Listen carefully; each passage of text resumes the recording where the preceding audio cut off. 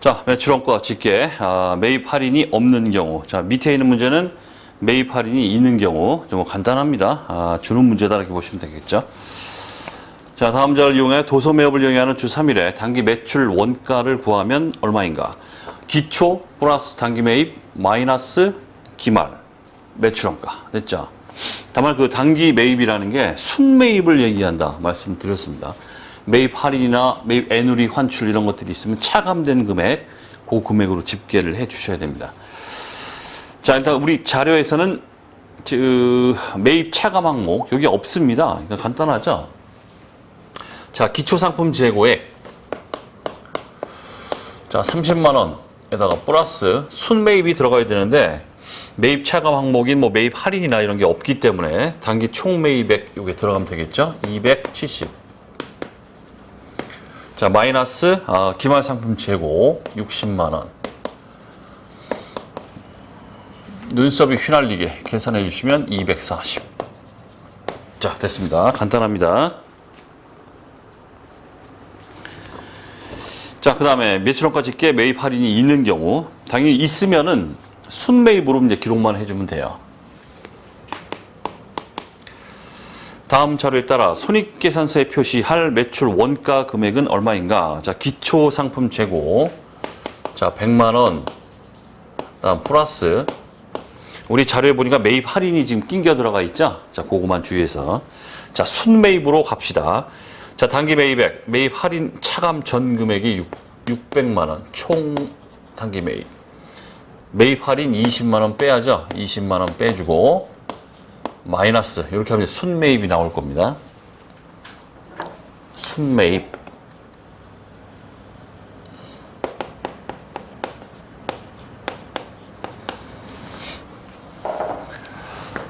그 다음 기말상품 재고 200만 원. 자, 빼주세요. 하면은 480 나오나요? 자, 이렇게 해서 답이 나왔다 하는 얘기고.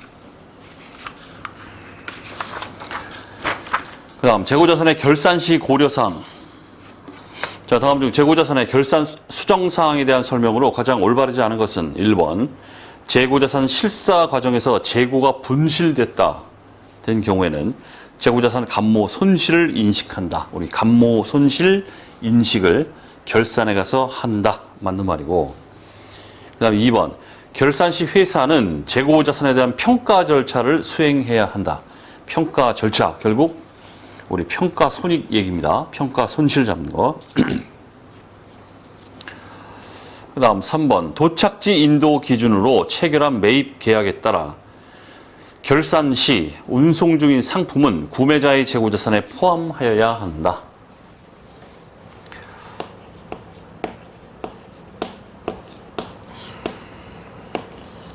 자, 쉬운 얘기지만 다시 한번 좀 얘기를 해보겠습니다. 저기는 한국이고 여긴 미국이에요. 자, 도착지 인도 조건으로 태평양 앞바다에 배가 떠 있어요. 물건을 싣고 오고 있습니다. 자, 우리는 도착지 인도 조건이죠. 근데 우리 문제에서 체결한 매입 계약에 따라 결산 시 운송 중인 상품입니다. 태평양 앞바다에 있습니다. 언제 내게 됩니까? 언제 내게 돼요? 도착해야 되겠죠? 요때. 때입니다. 도착. 도착 시에 소유권이 이전돼서 내게 된다. 하지만 지금 현재 태평양 앞바다에 있죠? 도착 안 했기 때문에 이 물건은 배에 실려있는 이 물건 누구 겁니까? 누구 거예요? 판매자 거예요. 아직은. 자, 따라서 틀렸다 이런 얘기입니다. 도착 전이기 때문에 아직 내게 아닙니다. 도착하기 전까지는 판매자의 재고자산에 포함시켜야 된다 이런 얘기고. 4번 재고자산은 일반적으로 회사의 창고에 보관하지만 상황에 따라 다른 회사의 창고에 보관할 수 있다. 이건 말 만든 건데 상식적으로 당연하죠. 이건 보관이라고 하는 거는 아무 데나 해도 돼요. 그냥 회사 마음이에요. 당연한 얘기입니다. 그 다음 재고자산 단기 매입 회계 처리 누락의 영향. 자, 상품 매매업을 영위하는 주 3일은 2000X 1년 12월 29일 외상으로 상품을 매입하고 회계 처리를 누락했대요. 자, 누락한 회계 처리가 뭘까요? 누락된 게 누락 차변에 상품 또는 매입 상품으로 할게요. 상품 하고 외상 매입 채무 외상 매입금 매입 채무 자, 이게 누락됐다 이런 얘기예요. 자, 이로 인해서 2000X 1년 말 재무제표에 미치는 영향은 이렇게 했습니다. 자, 얘가 누락됨으로 인해서 자산 잡아야 되는데 안 잡았죠. 따라서 재고자산이 어떻게 됩니까? 과소계상. 재고자산 과소계상이 된다. 안 잡았기 때문에. 그 다음 매입채무, 부채입니다. 부채를 안 잡았어요. 안 잡음으로 인해서 부채가 과소계상. 결국 여기 우리 문제에서는 뭐 매입채무라고 했기 때문에 매입채무 안 잡았기 때문에 매입채무가 과소계상된다. 자, 간단한 문제입니다. 자, 다음은 4번이 되겠죠. 둘 다 재고자산 매입채무 둘 다 안 잡았기 때문에 과소계상이 된다. 그 다음 재고자산 매입 오류의 수정. 자, 시산표에서 다음과 같은 오류를 발견하였다. 이에 대한 수정 분계로 가장 옳은 것은 자, 상품 10만 원을 매입하고 수표를 발행하여 지급을 했습니다. 그런데 회사가 외상 매입으로 기입을 했다. 이렇게 되어 있습니다. 수표를 발행했으면 당좌 예금의 감소가 나타나야 되는데 외상 매입금하고 대변에 회사가 기록을 했다. 이런 얘기예요. 자, 이에 대한 수정 분계를 해봐라. 이렇게 되어 있습니다. 자, 회사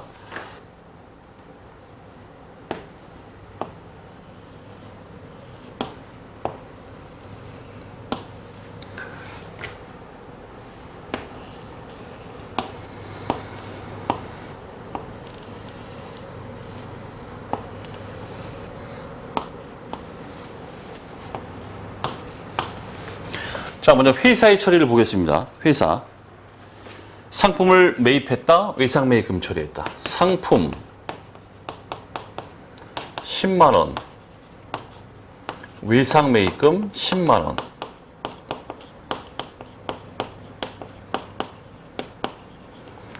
회사가 처리한 회계 처리입니다. 그 다음 올바른 회계 처리는 어떻게 돼요? 상품 10만 원 하고 당좌 예금의 감소를 처리해야 돼요. 감소. 당좌 예금 감소 10만 원. 이렇게 처리를 해야 된다. 자, 따라서 뭔가 수정 분계가 나와야 되는데 뭐가 나와야 되느냐? 얘와 얘를 플러스 했을 때 올바른 회계 처리, 얘가 되어야 된다. 이런 얘기입니다. 다시 회사가 잘못 처리한 이 처리와 일단 처리가 됐습니다.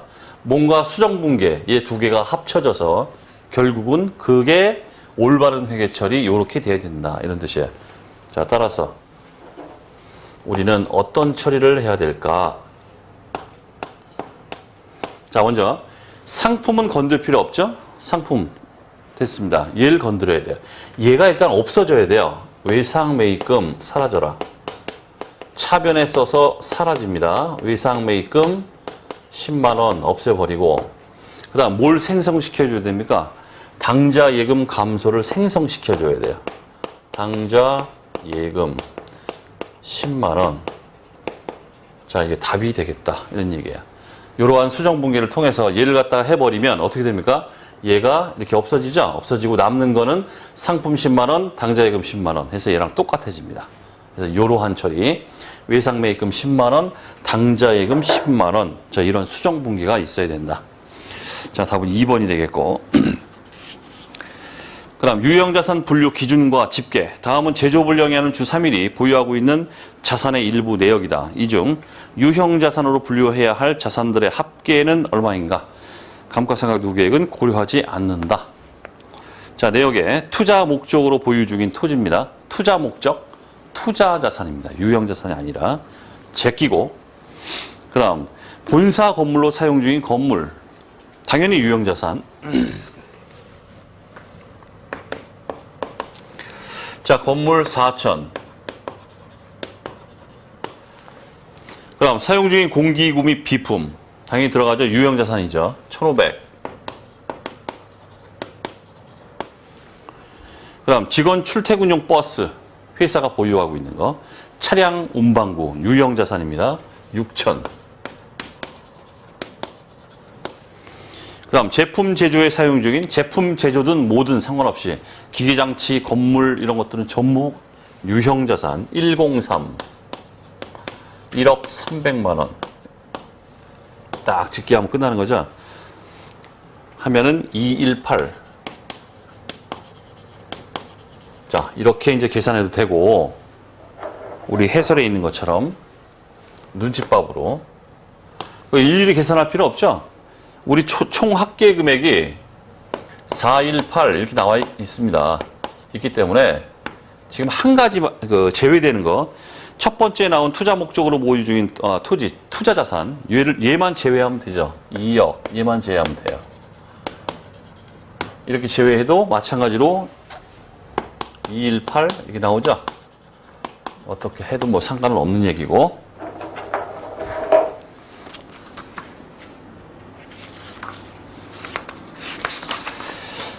그다음 감가상각의 이론적 근거. 자, 주는 문제죠. 주 3일은 한번 읽어볼게요. 주 3일은 전기말 현금을 지출하여 기계장치를 취득하고 유형자산으로 계상한 후 단기 중 회사의 영업활동에 기계장치를 사용하고 결산 시 일정에게 감가상각비를 인식하고 있다. 잘하고 있네요. 자, 이렇게 현금이 지출되는 시점에는 비용을 인식하지 않고 해당 자산으로부터 효익이 창출되는 기간 동안 지금 다 나왔습니다. 우리 감가상각이라는 게 뭔지에 대해서 다 나왔어요. 창출되는 기간 동안 비용으로 인식하는 것은 다음 중 어느 회계 이론에 근거한 것인가? 뭐라고 그랬습니까? 감가상각의 이론적 근거. 뭐다? 수익 비용 대응의 원칙이다. 맞죠?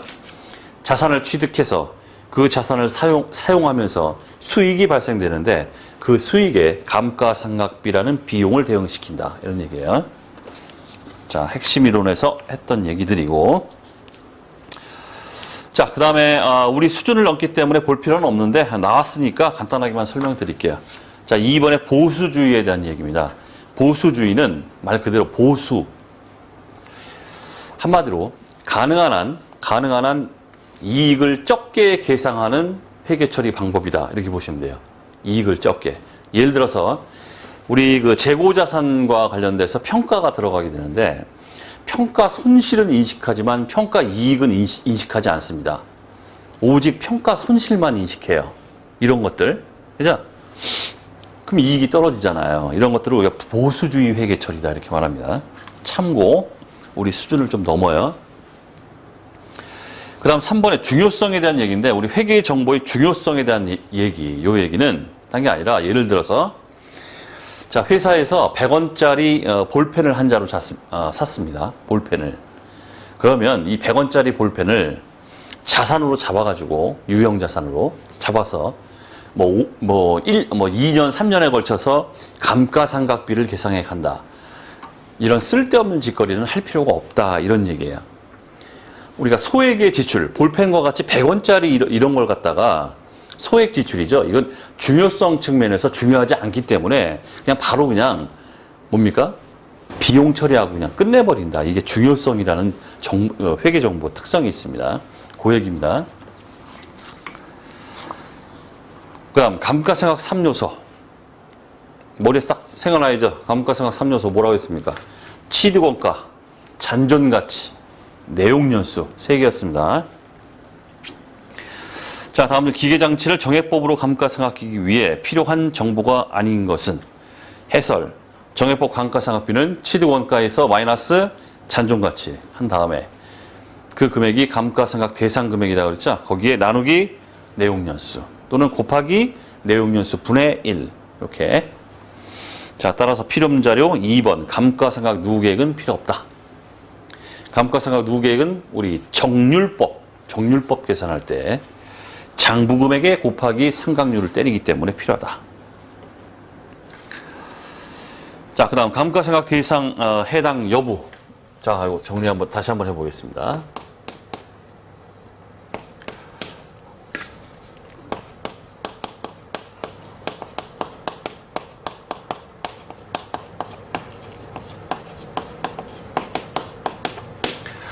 자, 감가상각 제외대상. 자, 머릿속에 싹 지나가야 됩니다, 여러분. 지금 이게 생각이 안 난다? 큰일입니다. 심각합니다. 자, 먼저 토지가 나와야겠죠? 감가상각하지 않는다. 그 다음 두 번째. 건설 중인 자산, 머리에 생각나셔야 되고. 그 다음 세 번째. 우리 유가증권, 감가상각하지 않습니다. 그 다음 네 번째.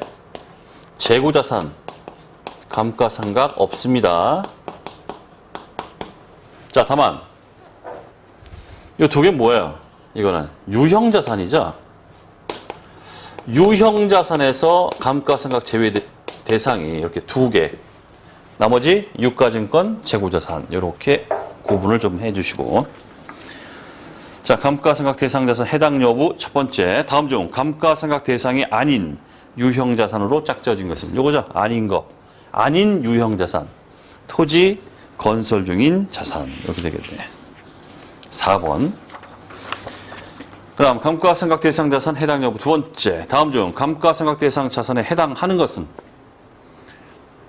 1번 제품, 재고자산, 제외대상. 2번 만기보유증권, 유가증권, 제외. 4번에 토지, 제외. 3번에 비품, 유형자산. 감가상각 들어갑니다. 3번이 답이겠네요. 자, 이번 시간 여기까지 하도록 하겠습니다.